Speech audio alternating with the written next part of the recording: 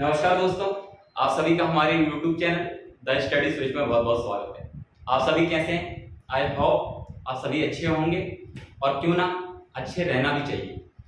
देखिए, आज हम बड़ा इंपोर्टेंट नंबर पढ़ने वाले हैं। आज हम चर्चा करने वाले हैं रैशनल और इरेशनल नंबर के विषय में।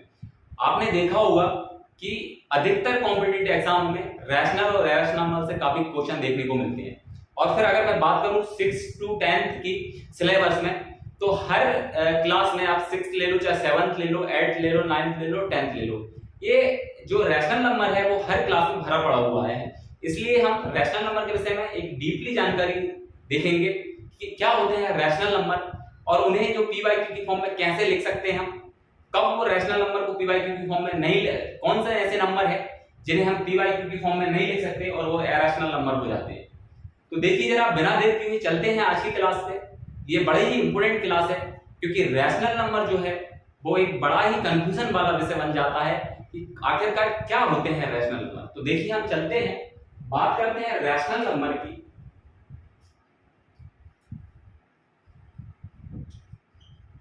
रैशनल नंबर,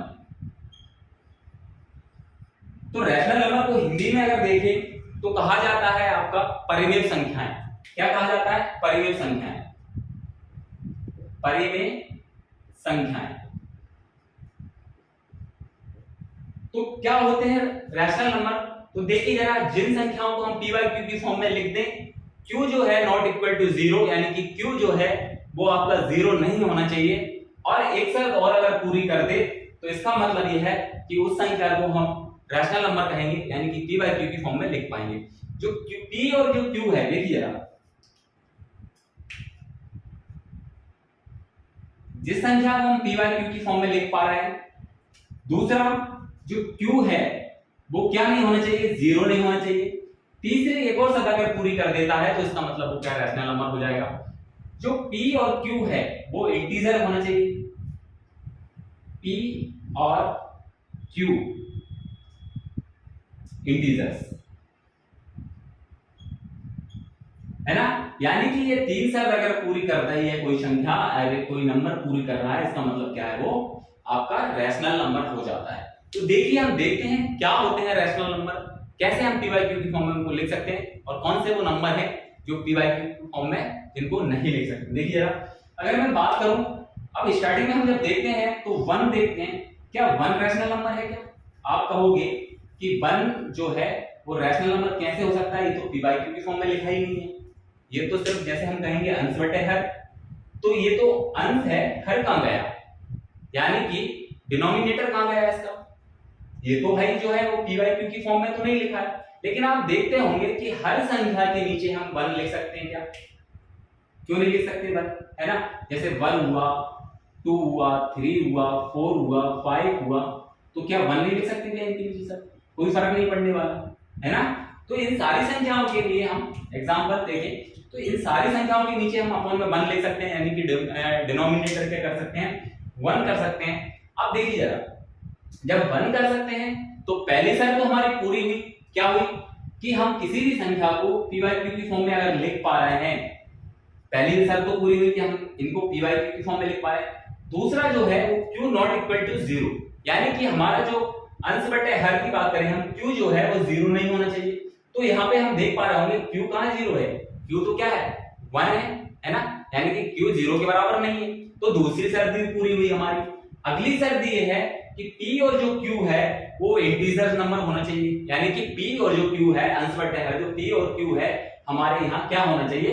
इंटीजर्स नंबर होना चाहिए, यानी कि पूर्णांक होना चाहिए, है ना। इंटीजर्स को क्या कहते हैं? पूर्णांक, यानी कि कंप्लीटली नंबर होना चाहिए, वो डेसिमल में नहीं होना चाहिए, है ना। अगर डेसिमल में है तो उसे पीवाईक्यू की फॉर्म में नहीं लिख पाएंगे हम। डेसिमल मतलब कंप्लीटली क्या होना चाहिए? वो फ्रैक्शन में हो सकता है लेकिन डेसिमल में नहीं होना चाहिए, यानी कि इंटीजर्स होना चाहिए। तो वो क्या है? ये भी देखें आप, तो 1 जो है वो इंटीजर्स है और अपॉन में जो 1 है वो भी क्या है? इंटीजर्स है, यानी कि तीनों शर्त पूरी करती हैं ये सारी संख्याएं। तो इसका मतलब हम इनको पीवाईक्यू की फॉर्म में लिख पा रहे हैं। ये क्या है? आपके रैशनल नंबर है सारे। बात होती है एक बड़ा सा इंपोर्टेंट सा एक एग्जांपल है कि 0 क्या भैया इंटीजर्स है? क्या सॉरी 0 इंटीजर्स है तो क्या रैशनल नंबर है? क्या जब बात करते हैं कि 0 की, तो क्यों ना हमें 0 को भी एग्जांपल में लेते हैं क्या 0/1 कर सकते हैं? बिल्कुल कर सकते हैं। मैंने कहा ना, हम 0/1 कर देंगे, कोई दिक्कत नहीं है। बस हमारा Q 0 नहीं होना चाहिए, यानी कि हमारा जो अंश बटे हर है, जो यानी कि Q है, जो डिनोमिनेटर है, वो क्या नहीं होना चाहिए? 0 नहीं होना चाहिए। तो यहाँ पे 1 है, तो Q क्या है? 1 है। तो इसका मतलब क्या है? 0 एक कंप्लीट नंबर है अपने आप में, यानी कि 0 जो है वो इंटीजर है, 1 तो इंटीजर है, 0 भी इंटीजर है। इसका मतलब इसको p by q की फॉर्म में लिख पा रहे हैं, दोनों ही क्या है? इंटीजर्स हैं, और q नॉट इक्वल टू 0 हो रहा है। इसका मतलब ये है कि 0 जो है वो भी क्या है? आपका एक रैशनल नंबर है, यानी कि परिमेय संख्या है। ये देखिए अब बात आती है कि हम क्या सारे ही पॉजिटिव नंबर जो हैं, वो हम सारे जो पॉजिटिव नंबर है और इंटीजर्स नंबर होंगे, वो क्या रैशनल नंबर होंगे? हाँ, तो बिल्कुल आपका सोचना सही है, क्योंकि हम जब आगे बढ़ते जाएंगे, चाहे वो 6 हो, 7 हो, 8 हो, 9 हो, बढ़ते जाएंगे आगे, तो आप एक चीज देखिए, सबके नीचे 1 करके हम इन्हें p by q की फॉर्म में लिख सकते हैं। सारे इंटीजर्स नंबर की बात हो रही है। तो अब जब आप कहेंगे कि हाँ चलो ठीक है, ये पॉजिटिव में तो हमने देख लिया कि रैशनल नंबर हो सकते हैं, क्या माइनस में हो सकते हैं? जी हाँ, क्यों नहीं? क्योंकि हम जब देखते हैं, जब हमने इंटीजर्स पढ़ा है, तो हमने देखा है कि इंटीजर्स में क्या होता है? पूर्णांक संख्या कौन सी होती है? 0 के अगर हम राइट साइड की बात करें तो 1 2 3 4 5 6 कहां तक? प्लस इंफिनिट तक। और बात जब पीछे की करें हम 0 से, तो कहां तक होती है? -1 से लेके और -1 -2 -3 और कहां तक चली जाती है? माइनस इंफिनिट तक चली जाती है। इसका मतलब क्या है? वो इंटीजर्स है। तो जब इंटीजर्स है तो क्या हो सकते हैं? p by q की फॉर्म में उन्हें भी लिख सकते हैं। जैसे बात करें भाई, इधर पॉजिटिव नंबर की बात कर रहे हैं, तो नेगेटिव भी कर सकते हैं। क्या -1 जो है आपका, क्या इसको रैशनल नंबर है? ये p by q की फॉर्म में लिख सकते हैं इसको? क्यों नहीं लिख सकते? क्योंकि -1 जो है वो इंटीजर्स है, इसके नीचे अगर 1 लगा दिया मैंने, या फिर -2 की बात हो, या फिर -3 की बात हो, या फिर -4 की बात हो, तो इन्हें भी हम p by q की फॉर्म में लिख पा रहे हैं। जो हमारा डिनोमिनेटर है, यानी कि जो हमारा अंश हर है, यानी कि q है, वो नॉट इक्वल टू 0 नहीं हो रहा है ना, 0 के बराबर में नहीं है।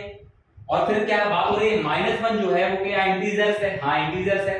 तो ये दोनों ही क्या है? पूर्णांक है, यानी कि दोनों ही नंबर इंटीजर्स हैं। p by q, ये हो गया आपका p और ये आपका हो गया q। तो इसका मतलब हम p by q की फॉर्म में भी लिख पा रहे हैं, दोनों इंटीजर्स भी हैं। और तीसरी शर्त जो है हमारा नॉट q जो है वो नॉट इक्वल टू 0, यानी कि 0 के बराबर नहीं होना चाहिए। तो ये हम क्या कर रहे हैं? सारे ही नंबर जो माइनस पॉजिटिव हो चाहे नेगेटिव हो, हम उनको इंटीजर्स हैं अगर दोनों p by q, तो हम उनको क्या कर सकते हैं? आपका रैशनल p by q की फॉर्म में लिख सकते हैं, तो वो रैशनल नंबर हो गया।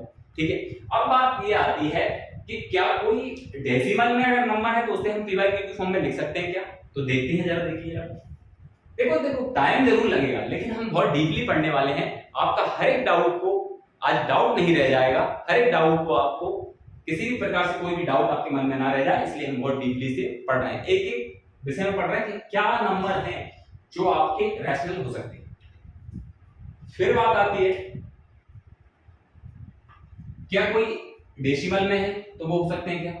तो डेसिमल में जैसे मैंने देखा 1.2 है, इसको क्या हम रैशनल नंबर लिख सकते हैं क्या? रैशनल नंबर बना सकते हैं क्या? ये तो इंटीजर्स नहीं है, बात हमारे इंटीजर्स की हो रही थी, तो ये तो इंटीजर्स नंबर नहीं है 1/2।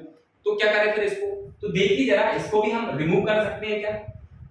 भाई इसका भी हम पॉइंट रिमूव कर सकते हैं ना, यानी कि पॉइंट हटा सकते हैं। तो इसको क्या लिख सकते हैं हम? देखिए जरा, अगर मैंने पॉइंट हटाया, इसको पॉइंट हटाया, तो ये एक 0 बढ़ गई, यानी कि ये क्या हो गया? 12/10 हो गया। और भी इसको छोटा करें तो 2 से कर दें, तो 2 से करा तो ये 6 आ गया, ये 5 आ गया, यानी कि ये हमें p मिल गया, ये q मिल गया। और 6 और 5 जो है वो दोनों ही क्या है? इंटीजर्स हैं।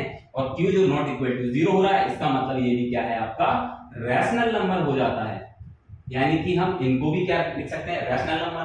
अब बात आती है क्या डेसिमल माइनस में हो तो लिख सकते हैं? जी हाँ, क्यों नहीं? अगर माना आपने कि -12/15 है, इसको क्या रैशनल नंबर माइनस में? हाँ, तो माइनस में हो चाहे प्लस में हो, अगर हम उसे p by q की फॉर्म में लिख पा रहे हैं, या उसका जो पॉइंट है वो रिमूव कर पा रहे हैं, तो इसका मतलब क्या है? उसको हम p by q की फॉर्म में लिख भी सकते हैं, और वो क्या हो जाएगा? आपका रैशनल। तो देखिए जैसे मैंने कहा -1250 कर दिया, और कितनी 2 पॉइंट बाद है तो 100 बढ़ा दिया इसमें, एक 0 से एक 0 कट गई। अगर आने वाला क्या होगा? 125/10 होगा। इसको भी हम 5 से और भी कर सकते हैं, तो ये क्या हो जाएगा? 2 5 10, और ये 25 हो गया, ये 2 हो गया। तो इसका मतलब क्या हो गया? ये भी p है और ये भी क्या है? q है। इसका मतलब हम इसको भी p by q की फॉर्म में लिख पा रहे हैं, है ना। ये भी आपका इंटीजर है, ये भी इंटीजर है, क्यों नॉट इक्वल टू 0 हो रहा है, इसका मतलब क्या है, ये भी हमारा रैशनल नंबर है। अब बात ये आती है, चलो ये तो हमने देख लिया टर्मिनेट हो रहा है, नॉट टर्मिनेटिंग वाला देख लिया, क्या हम ऐसी कोई संख्या है जिसको हम पीवाईक्यू की फॉर्म में और देख सकते हैं कुछ एग्जांपल। जैसे हम बात करें तो एक और बड़ा इंपॉर्टेंट एग्जांपल है कि जो टर्मिनेट नॉट टर्मिनेट है बट रिपीट हो रहा है, बात हम कर रहे हैं कि नॉट टर्मिनेट बट रिपीट हो रहा है, उसको भी हम पीवाईक्यू की फॉर्म में लिख सकते हैं। और अगर लिख सकते हैं तो कैसे, वो देखिए बड़ा ही रोचक है कि हम उसको कैसे पीवाईक्यू की फॉर्म में लिख पा रहे हैं। तो देखिए यार, इसको भी हम माइनस हो चाहे माइनस में पॉइंट में हो, जैसे हम देख पा रहे थे कि हमने देखा था आपका -12.50, इसको भी हम क्या कर पा रहे हैं, पीवाईक्यू की फॉर्म में लिख पा रहे हैं, क्योंकि हम क्या कर दे रहे हैं, हम जो हमारा पॉइंट है उसको रिमूव कर दे रहे हैं और उसको पीवाईक्यू की फॉर्म में हम लिख सकते हैं। अब बात ये आती है कि सारे नंबर को आप पीवाईक्यू की फॉर्म में लिख सकते हैं, तो कौन से नंबर है जिनको पीवाईक्यू की फॉर्म में नहीं लिख सकते। और देखिए एक बड़ा ही इंपॉर्टेंट एग्जांपल है, क्या हम जो टर्मिनेट नहीं हो रहा है, जैसे फॉर एग्जांपल हम बात करते हैं कि जैसे कोई संख्या है 0.3333, या जैसे हम देखें कोई संख्या है 3.3333, अब ये टर्मिनेट नहीं हो रही है ना, यानी कि ये टर्मिनेट नहीं हो रही, तो इसको क्या पीवाईक्यू की फॉर्म में लिख सकते हैं क्या। बात यही आती है, बड़ा एग्जांपल, बड़ा इंपॉर्टेंट एग्जांपल है। क्या हम बात कर रहे थे अभी तक, तो हम इन संख्याओं को देख रहे थे कि जो हम दोनों इंटीजर्स होते हैं, लेकिन क्या ये जो संख्या है इसको पीवाईक्यू की फॉर्म में हम लिख सकते हैं क्या, तो वो देखेंगे। अब ये तो इंटीजर भी नहीं दिख रहा हमें, क्या है, पॉइंट में है, अब इसके नीचे कितनी जीरो लगाएं ये भी पता नहीं, क्यों, क्योंकि पता चल रहा है हमें ये संख्या बढ़ती जा रही है, खत्म तो हुई नहीं, तो इसे क्या पीवाईक्यू की फॉर्म में लिख सकते हैं, हाँ इसे भी हम पीवाईक्यू की फॉर्म में लिख सकते हैं, यानी कि जो नॉट टर्मिनेटिंग बट रिपीटिंग जो संख्या है उसको भी हम पीवाईक्यू की फॉर्म में लिख सकते हैं। देखिए जरा कैसे, तो ये एग्जांपल आप स्क्रीनशॉट ले सकते हैं, बाकी हम थोड़ा सा इसको देखेंगे, इसको थोड़ा सा हम इक्वेशन के हिसाब से करके हम बताएंगे आपको कि ये इसको पीवाईक्यू की फॉर्म में कैसे लिख पाएंगे।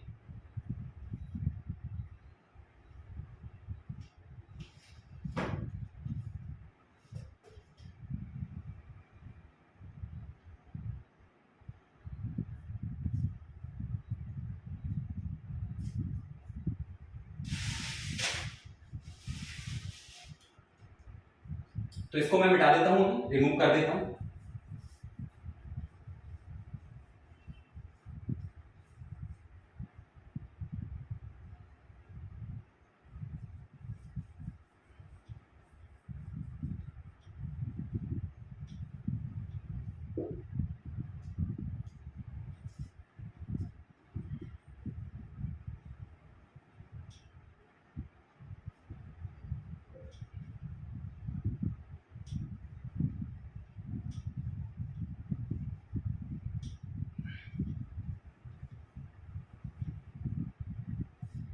अब देखिए बात करते हैं हम एक एग्जांपल की, बड़ा इंपॉर्टेंट एग्जांपल है कि 3.33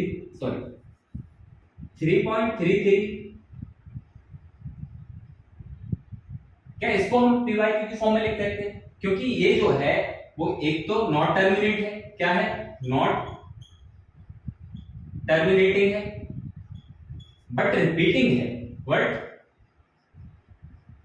रिपीटिंग है, इसका मतलब इसको क्या पीवाईक्यू की फॉर्म में लिख पा रहे हैं क्या। तो इसको देखिए जरा, इसको सॉल्व करना थोड़ा सा हम इक्वेशन के हिसाब से सॉल्व करेंगे। इसको देखिए जरा, अगर मैं इसको x मान लूं, क्या मान लूं x, तो ये कितना हो जाएगा 3.333 चलता जा रहा है, ठीक है। अब देखिए दोनों साइड हम बोथ ऑफ साइड में क्या करूं, 10 से मल्टीप्लाई कर दूं, क्या कर दूं, 10 से मल्टीप्लाई कर दूं, तो इसको हम इक्वेशन फर्स्ट मान लें। ये देखिए ये चलता जा रहा है ना, इसको मैं बात करूं तो इक्वेशन फर्स्ट मान लूं, फिर दोनों साइड बोथ ऑफ साइड क्या करें, बोथ ऑफ साइड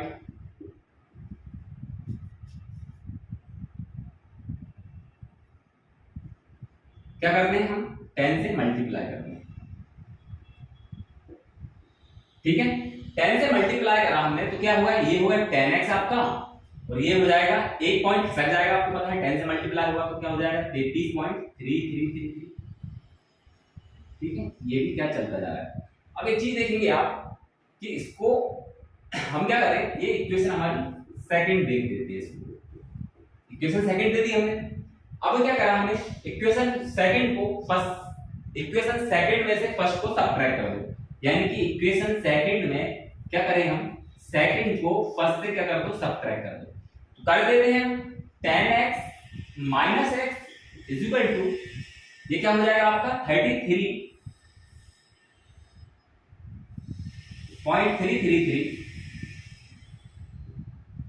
और माइनस क्या हो जाएगा आपका 3.333, इक्वेशन फर्स्ट ये भी चलता जा रहा है, ठीक है। ये क्या बचेगा 9x और आप देख पा रहे होंगे ये 33.33 में से 3.33 जाएगा तो ये क्या बचेगा आपका 30 बचेगा। तो आप इधर 9x अपॉन 30, तो इधर ये मल्टीप्लाई में उधर जाएगा तो किस में हो जाएगा आपका डिवाइड में हो जाएगा और ये 30 अपॉन 9 आ जाएगा। इसको आप और भी काट सकते हैं तो क्या आ जाएगा आपका, ये 3 से चला जाएगा 10 टाइम्स और ये कितना 3 टाइम, तो 10 अपॉन 3 यानी कि ये आपका p हो गया, ये q हो गया, दोनों ही इंटीजर्स हैं। इसका मतलब क्या है, ये भी रैशनल नंबर है, इसको भी हम p/q की फॉर्म में लिख पा रहे हैं, ठीक है। तो ये बड़ा ही इंपॉर्टेंट एग्जांपल है। कोई भी संख्या होगी, दो संख्या होगी तो हम 100 से मल्टीप्लाई कर देंगे दोनों साइड, इसी प्रकार निकाल लेंगे। तो ये हमने देख लिया है। अब बात ये आती है कि जब इसको भी हम p/q की फॉर्म में लिख पा रहे हैं तो वह कौन सी संख्या है जिनको p/q की फॉर्म में हम नहीं लिख सकते हैं। तो देखिए जरा बात करते हैं, जिनको p/q की फॉर्म में नहीं लिख पाना वो क्या हो जाएंगे, आपके रैशनल नंबर हो जाएंगे। तो रैशनल नंबर के विषय में तो हमने लगभग सारी चर्चा कर ली है कि क्या रैशनल नंबर होते हैं और किन संख्याओं को हम p/q की फॉर्म में लिख पा रहे हैं। और देखिए कुछ एग्जांपल अगर देखें, चाहे वो आपके नेगेटिव हो, पॉजिटिव हो, जीरो हो, ये सारे संख्याओं को हम क्या करते हैं p/q की फॉर्म में लिख सकते हैं। अब बात आती है हम सेकंड जब देखते हैं कि और कौन सी संख्याएं ऐसी हैं जो हमें कंफ्यूजन करती है कि इनको क्या हम p/q की फॉर्म में नहीं लिख सकते, कैसे नहीं लिख सकते। तो बात ये आती है, आप देखिए जरा, अगर मैं कोई संख्या की बात करूं जैसे माइनस में 3/5, अब आप सोच रहे होंगे कि ऊपर माइनस है नीचे नहीं है, क्या इसको हम p/q की फॉर्म में लिख पाते हैं क्या। तो देखिए जरा मैंने क्या कहा, आप जब इंटीजर्स की बात करते हो तो -3 आपका इंटीजर्स है, +5 भी आपका इंटीजर्स है, और जो -3/5 है वो क्या है, ये p हो गया, ये q आ गया, ये q हो गया। अब नॉट इक्वल टू q जो है वो जीरो नहीं होना चाहिए, तो जीरो यहाँ पे नहीं हो रहा है। माइनस हो चाहे प्लस हो, आपका इंटीजर्स है यानी कि कंप्लीटली नंबर है, इसका मतलब उसको भी हम p/q की फॉर्म में लिख पा रहे हैं, ठीक है। तो ये रैशनल नंबर के विषय में हमने सारी चर्चा कर ली है, इसके बाहर कोई आपका क्वेश्चन नहीं आएगा। ये सारे ही क्या है आपके रैशनल नंबर है। बस आपको तीन शर्त याद रखना है, p और अपॉन q की फॉर्म में जिनको हम लिख पा रहे हैं, q जो है वो नॉट इक्वल टू जीरो नहीं होना चाहिए, यानी कि q जीरो के बराबर नहीं होना चाहिए, और तीसरी जो है p और q जो है वो इंटीजर्स होना चाहिए आपके। ये शर्त अगर आप फॉलो करते हैं तो इसका मतलब ये है कि ये सारे जो हम p/q की फॉर्म, अगर ये शर्त किसी नंबर में हो रही है तो वो क्या है आपका रैशनल नंबर होता है, ठीक है। अब बात करते हैं हम रैशनल नंबर के विषय में, क्या है रैशनल नंबर। तो देखिए जरा जो हम पढ़ेंगे वो आपको पढ़ेंगे रैशनल नंबर, क्या होते हैं रैशनल नंबर। देखिए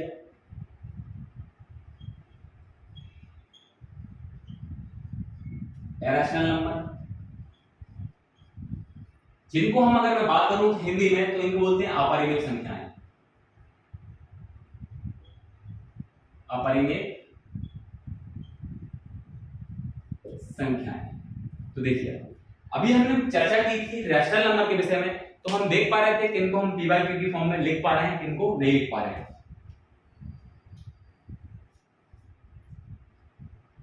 तो देखिए एक चीज और छूट गई थी रैशनल नंबर के विषय में, रैशनल नंबर के विषय में एक चर्चा और छूट गई थी, वो और सुनिए। मैंने क्या कहा था 1/0, जैसे जीरो क्या हो गया, q जीरो हो गया, इसका मतलब ये क्या है आपका रैशनल नंबर नहीं है। वैसे तो ये अनडिफाइंड है, रैशनल नंबर नहीं है, इसका मतलब ये नहीं है कि ये रैशनल नंबर हो जाए, नहीं, ये तो अनडिफाइंड है। तो इसको लेकर हम जब q जो है हमारा जीरो हो गया तो इसका मतलब हम रैशनल विषय की में थोड़ी सी चर्चा हम कर नहीं पाए थे, तो ये क्या हो जाता है आपका, ये जो नंबर है वो रैशनल नहीं हो सकता। क्यों? क्योंकि p/q फॉर्म में नहीं लिख पा रहा है, क्योंकि q जो है वो जीरो हो जा रहा है ना, तो ये हमारा रैशनल नंबर नहीं। q अगर जीरो हो गया तो वो रैशनल नंबर नहीं। अब देखिए हम बात करते हैं रैशनल नंबर के विषय में। तो देखिए इसमें सिर्फ एक संख्या आएगी, वो कौन सी आएगी, देखिए नॉट टर्मिनेटिंग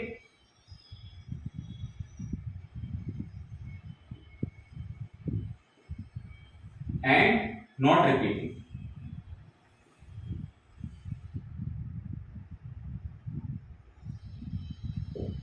नॉट रिपीटिंग, इसके सबसे अच्छे एग्जांपल की मैं बात करूं तो इसका सबसे अच्छा एग्जांपल होता है जो आपके इम्परफेक्ट स्क्वायर है, यानी कि जो इम्परफेक्ट स्क्वायर है वो क्या हो जाएंगे आपके, सारे एग्जांपल हो जाएंगे आपके। देखिए जरा, मैं बात करूं एग्जांपल की, उदाहरण की, या इंग्लिश में भी आप कहेंगे तो एग्जांपल की, तो √2 जिसकी वैल्यू क्या है आपको पता है 1.1414, फिर क्या हो जाएगी आपकी 35,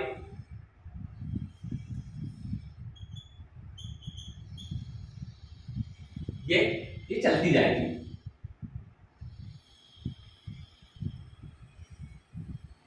और देखिए √3 की बात करूं मैं तो क्या हो जाएगी इसकी 1.7320508076 चलती जाएगी, ये खत्म नहीं हो रही है।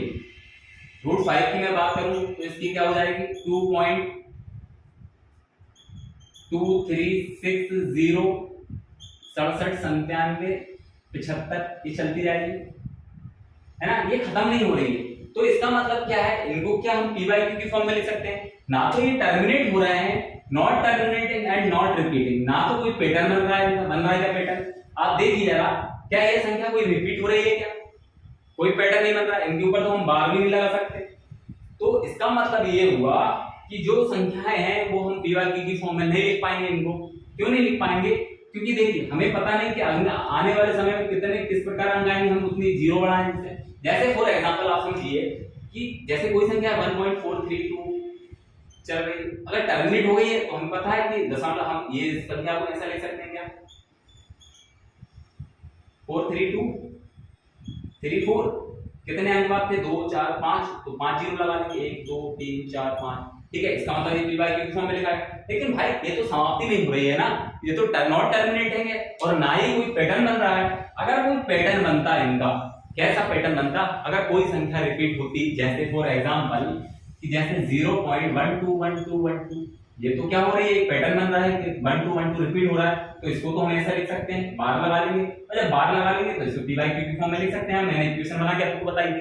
लेकिन भाई इसका क्या करें, ये तो खत्म ही नहीं हो रही है, यानी कि ये संख्या जो है वो नॉट टर्मिनेटिंग और नॉट रिपीटिंग है, कोई इसका पैटर्न नहीं बन रहा है, इसको हम p/q की फॉर्म में नहीं लिख सकते हैं। तो ये बेस्ट एग्जांपल है आपके, ये देख लेना, वैल्यू थोड़ी सी हो सकता है कि अलग 35 21 24, ठीक है। बाकी ये है कि हम 3 अंक देखते हैं कि ये वैल्यू है 2 की, ये चलती जा रही है, खत्म नहीं हो रही है, इसका मतलब क्या है, ये यूलर नंबर की बात करें तो यूलर नंबर भी हो जाएगा आपका, जिसकी वैल्यू आप देखेंगे तो 2.18 कुछ ऐसी होती है, ठीक है। तो ये भी चलती जा रही है। तो ये सारे नंबर √7 की बात करें, इनपरफेक्ट स्क्वायर है, √11 की बात करें, ये क्या हो जाएंगे आपके इरेशनल नंबर हो जाएंगे, क्योंकि ये ना तो टर्मिनेट होंगे और नॉट रिपीटिंग होंगे, कोई पैटर्न नहीं बनेगा, इसलिए ये क्या हो जाते हैं आपके इरेशनल नंबर हो जाते हैं, जिन्हें हम p/q की फॉर्म में नहीं लिख पा रहे हैं। इसकी एक ही शर्त है, जिसको हम p/q की फॉर्म में नहीं लिख पा रहे हैं, वो क्या हो जाएंगे आपके इरेशनल नंबर हो जाएंगे, यानी कि अपरिमेय संख्या हो जाएंगी। तो आई होप मैंने आपको रैशनल और इरेशनल नंबर के विषय में और डीपली जानकारी दी है। इसके अलावा आपका कोई क्वेश्चन बाहर नहीं जाएगा, एक बार आप फिर पुनः वीडियो को देख लें ताकि कोई भी डाउट हो तो आपका वो क्लियर हो सके, ठीक है। बहुत बहुत धन्यवाद, जय हिंद जय भारत, नमस्कार, मिलते हैं अगले लेक्चर में, तब तक के लिए जय हिंद जय भारत, नमस्कार दोस्तों।